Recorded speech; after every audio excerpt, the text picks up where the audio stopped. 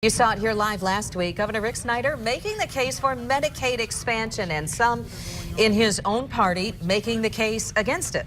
Now we're about to find out which argument will prevail and what it might mean to you. Political reporter Rick Albin will be in Lansing beginning tomorrow. And Rick, what can we expect? Well, it's going to be a long, hot summer. Well, the abbreviated part of that, at least. A vote will almost certainly come down this week.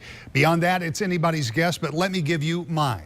When the Senate left without taking a vote on the issue, it was widely believed that there were enough votes to pass it, assuming that all of the Democrats, that's 12 of those, were on board, and then 7 to 9 Republicans could be persuaded.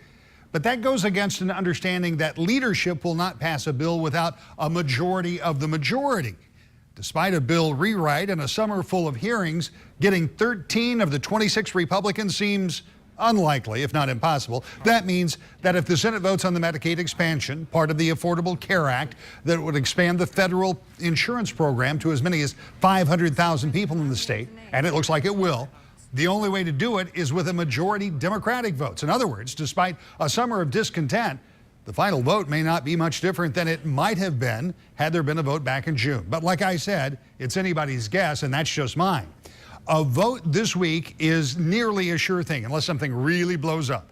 If somehow Republicans come up with half of their members to vote in favor of the so-called Healthy Michigan plan, it would represent Governor Snyder pulling a Harvey-sized rabbit out of his hat. But don't hold your breath for that magic trick to work. Brian?